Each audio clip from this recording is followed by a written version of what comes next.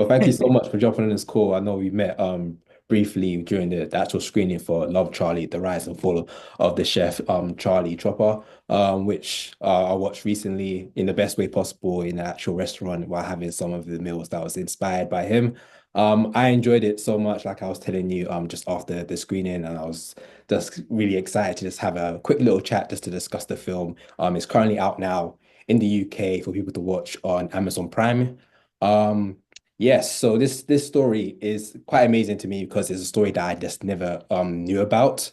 As a producer, I just wanted to get I literally have a list of notes here, but I think the first kind of main question I wanted to ask is just the how and the why when it came to making this story. Yeah, no, I appreciate that question. I knew Charlie Trotter in the late 90s. I used to Okay. have an olive oil company, and growing up in Chicago, he was the Michael Jordan of cooking and restaurants, and we were so proud that he was, in our city. Yeah. And so later in life, when I had the olive oil business, I said, I really want Charlie Trotter to taste this because if he likes it, that means we did something really right. No, So stamp of I approval. booked, right. So I booked his kitchen table and I brought a bottle of the oil. I snuck it in my purse. And then at some point I pulled it out and asked him, would you try this? And I explained to him why we created it because there was no really high quality olive oil at the time, Yeah. just very industrial brands in the grocery stores. So we wanted something affordable but high quality. So he tried it, he took a swig of it, Yeah. and then he liked it and he said, I'll order 6 cases for Friday. And I'm going to change the menu right now and I'm going to put it on our menu tonight. Wow. And Wine Spectator is eating dinner outside. We were in the kitchen and Wine Spectator was in the dining room. And he said, watch what happens. Kind of like, you're not going to believe what happens to you after this night. Yeah. And about a month later, Wine Spectator did a feature on the oil. Wow. And everybody after that really they said, oh, Charlie likes it. I like it, because Yeah. his standards were so high. And Oprah liked it. And Oprah had Nice. me and the oil on the show. And she used that oil for every year after the show existed. And so I really owed a lot to Charlie. So when he died, I was really sad because he changed my life. Those people that come into your life and they really do something that they don't even remember, but Yeah. it changes your life. And I Yeah. wanted to, kind of explore that. So I asked around, why isn't there a documentary about this incredible chef? And people who I asked in the business, they didn't even know who he was. And so I thought, okay, we need to make a doc to explain this, right? Explain why he was important. And that's how it got started. I wasn't in the film business. I knew a lot of people in that business because I came from music, but that's how it started. Nice, nice. Like from watching it, it's a great story because it did a really good job of like showing people that, of course, love Charlie, but also people that didn't see Charlie in the best of light as well. It was a nice balance of showing the ups and downs of Charlie's life. I didn't know that you had so much of a connection with Charlie. How did this affect in terms of like producing it and kind of like picking what type of stories or picking the type of people that you want to have in the film or documentary?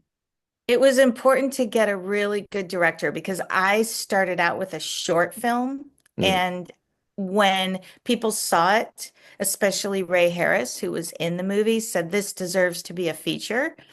And so Ray helped me. He was one of the investors and we raised the rest of the money. As you know, producers have to find the money and the and money, yeah. that's the main job.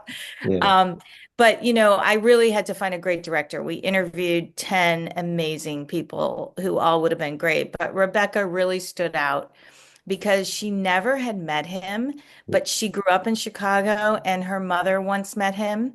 And we really didn't want this to be just a puff piece, right? We wanted it to be balanced and show all sides because Yeah. we all have all sides, right? Yeah. And so Rebecca, I gave her creative freedom to do that. Yeah. I think he did a Yeah. really good job. It kind of humanized them a lot. There was moments that made me quite emotional, just like seeing his past relationships, seeing his current relationship. So it just made him more of a human opposed to just like a figure that you just saw in the distance. I think just it really complemented his ups and downs, and I think it did a really good job. What also I loved a lot about it was the fact that there was a lot of archive footage. It seemed like he was a man that had a notebook and did a lot of notes. I can imagine there was a lot that maybe this didn't end up in the actual documentary. How did you go about like figuring out what do you wanted to keep in or keep out of it? Yeah, it was amazing because for being sort of what people called a tyrant or not connecting with people, he connected with people all the time. He wrote them these postcards Yeah, and he wrote thousands and thousands of postcards. So he really told us his life story through his own writing. And also, every card that we used was an image, that he picked as a postcard. So all those images that were animated in the film and nice. came to life were all 100% Charlie.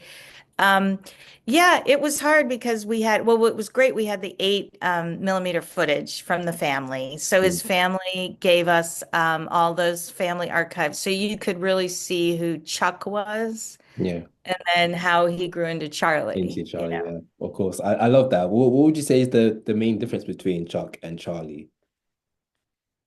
I think Lisa was great, his first wife, who talks, she really explains Chuck, how the playful side of him and creative and jokester and profound thinker. I think when he got to be Charlie, which also resonated with me when I started the olive oil, when you pursue something and you want it to be the best in Yeah, any venture you do, and you're pursuing excellence at that level, you have to give up a lot. You have to sacrifice a lot. yeah, It's not just, who works harder.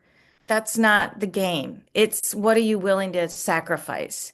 yeah, And what he sacrificed as Charlie to be the number one restaurant in the world was everything, yeah. and so that to me, um, that was the difference, that he stepped into that and he was willing to be that. Yeah, I find it quite motivating.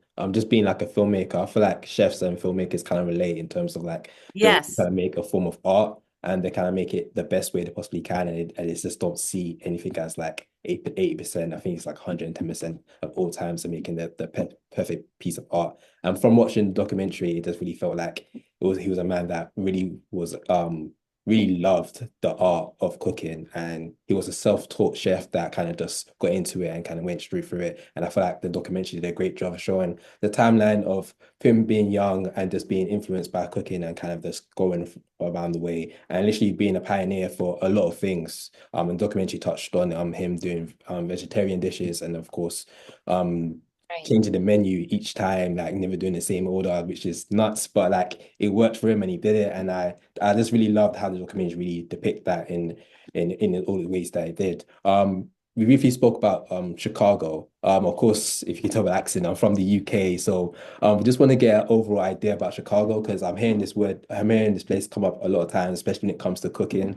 Any way you can just describe for London, best way to describe Chicago. Yeah, Chicago is really a beautiful city.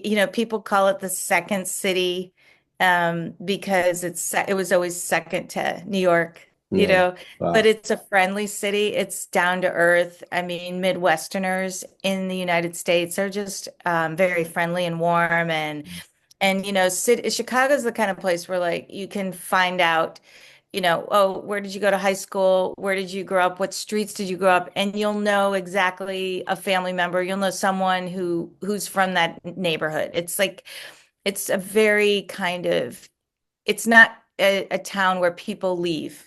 They, Yeah. Yeah. you get to know people. So, but Chicago, when he came and he started his restaurant doing this, when he grew up in Chicago, but when he um, did this and he had such accolades. Chefs came from around the country, around the world, even. That's why that restaurant you were at, Yeah. Jesse came from the UK to work for him. Nice. Yeah. So, that's what he drove. And so we have amazing restaurants now because his alumni basically have restaurants. So, Yeah. and Asha, who you saw in the movie, Yeah. Alinea was, has always been 3 Michelin and rated one of the best restaurants in the world. And ever, Curtis Duffy, he worked for Charlie. I mean, there's a lot of, I could go on and on. There's a lot of alumni that have now Chicago's a real, you know, high-end fine dining food city, right? A go-to Yeah. place. Yeah. Yeah. Speaking of Chicago, I recently saw an article that said if you watch FX The Bear, then you need to watch Love Charlie. And then I actually thought about it because I'm a huge fan of The Bear, and then I watched the documentary. Then I realized that the main character, Kami, is literally so similar to Charlie in terms of making the restaurant. Same with him, like the dishes. He was literally the main character, Kami, was like, I need to we make the different dish every day. We don't change. We don't do the same order Right. over and over again. I don't know if I'm just throwing the ball at the net, but is there a comparison between the two? Charlie loves Mr. Beef.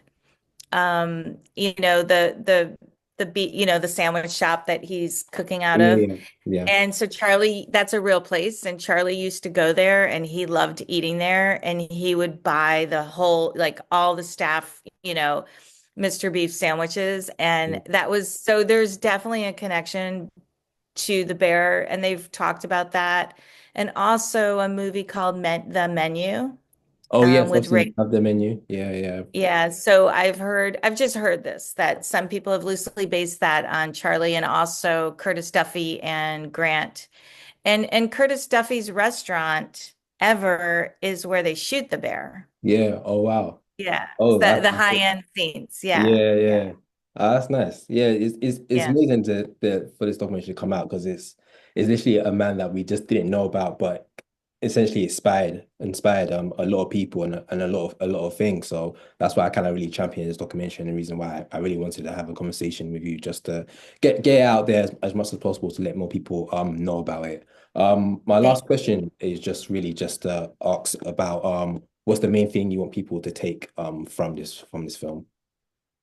I think that what's important is just to reflect on what's important in life. And, it's sad that, he created this incredible thing, but when it went away, he was very depressed and he didn't have relationships that he kind of could lean on, or at least he didn't think he did.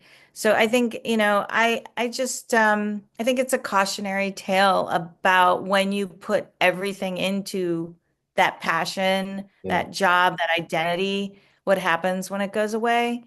And Yeah, so for me, I've been trying it just as a lesson for me, just trying to be more balanced, yeah. and not like that.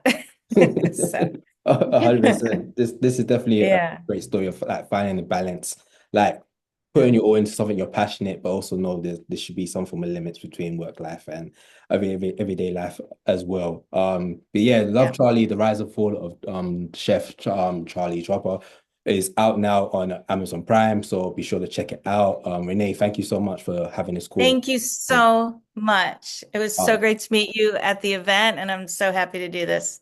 I no worries. appreciate this so much. Thank you. No worries at all. I'll see Bye. you then.